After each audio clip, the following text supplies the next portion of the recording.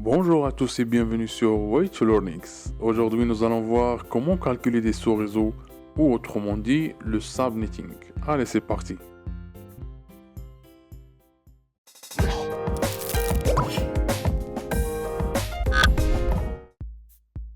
Le calcul du saut réseau ou le subnet est un découpage logique d'un réseau IP. Le processus de découpage d'un réseau en deux réseaux au plus est appelé subnetting. Son objectif principal est de contribuer à la réduction de l'encombrement du réseau et à l'amélioration de la sécurité des performances du réseau. Si vous souhaitez un jour passer une certification Cisco, vous devez savoir comment calculer des sauts réseau. Pour comprendre comment calculer des sauts réseau, vous aurez besoin de savoir comment trouver le masque de saut réseau, l'identifiant de réseau, l'identifiant de lot et l'identifiant de broadcast. Regardons un exemple. Un jour, votre superviseur se rend chez vous et vous demande de créer 3 sous-réseaux distincts à partir de l'adresse réseau suivant 192.168.4.0/24 pour une entreprise X. Une pour le développement commercial, la deuxième pour le département marketing et la troisième pour le département informatique.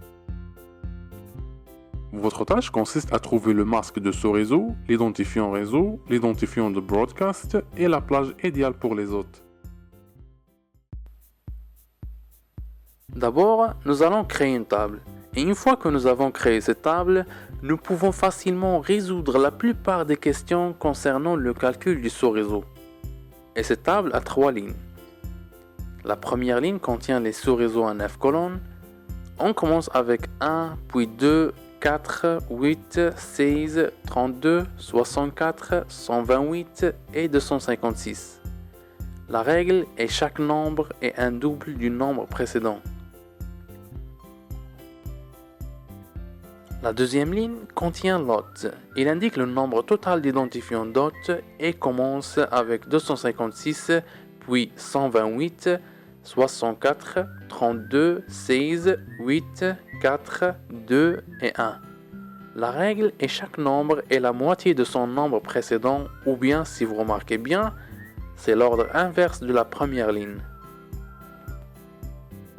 La troisième ligne est le masque de sous-réseau, que nous utilisons en format abrégé, et commence à partir de /24, 25, 26, 27, 28, 29, 30, 31 et 32. Maintenant, nous allons utiliser cette table pour calculer les sous-réseaux. Donc revenons à notre exemple. On a l'adresse réseau 192.168.4.0/24.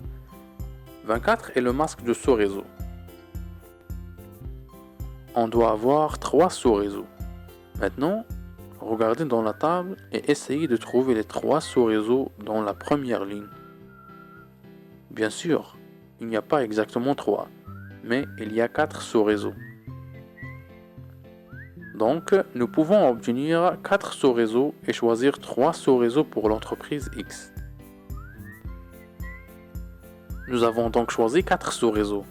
Ensuite, nous allons sélectionner la colonne qui contient les 4 sous-réseaux et en ignorant toutes les autres colonnes, car nous n'utilisons que ces 3 chiffres. Et nous pouvons obtenir toutes nos réponses simplement à partir de cette colonne. 4 signifiait 4 sous-réseaux.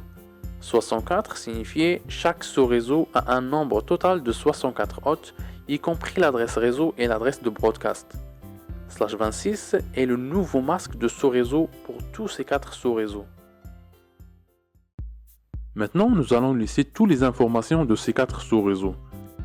On a l'identifiant de réseau, masque de ce réseau, plage d'identifiant d'hôtes, nombre d'hôtes utilisables et l'adresse de broadcast. Maintenant, nous allons chercher le premier sous-réseau. Le premier sous-réseau est toujours l'identifiant de réseau d'origine, qui est 192.168.4.0. Donc c'est facile. Nous allons nous concentrer que sur le dernier chiffre en rouge, parce que les 3 premiers chiffres restent les mêmes sur l'ensemble du tableau. Pour obtenir le prochain sous-réseau, Nous allons ajouter simplement 64 au sous-réseau précédent. Donc le deuxième sous-réseau est 0 plus 64, ce qui correspond à 64. Le troisième sous-réseau serait 64 plus 64, soit 128. Le quatrième sous-réseau est 128 plus 64, soit 192. Maintenant, le masque de sous-réseau pour chaque sous-réseau est /26 pour tous les sous-réseaux. Le masque de sous-réseau d'origine est /24. Maintenant, nous avons terminé avec la colonne de masque de sous-réseau. Listons maintenant le nombre d'identifiants DOT utilisables. 64 est le nombre total d'identifiants DOT pour chaque sous-réseau, mais le premier identifiant DOT est réservé à l'identifiant de sous-réseau, et le dernier identifiant DOT est réservé à l'identifiant de broadcast. Le nombre d'identifiants DOT utilisables est donc 64 moins 2, ce qui correspond à 62. Nous écrivons donc 62 pour les 4 sous-réseaux.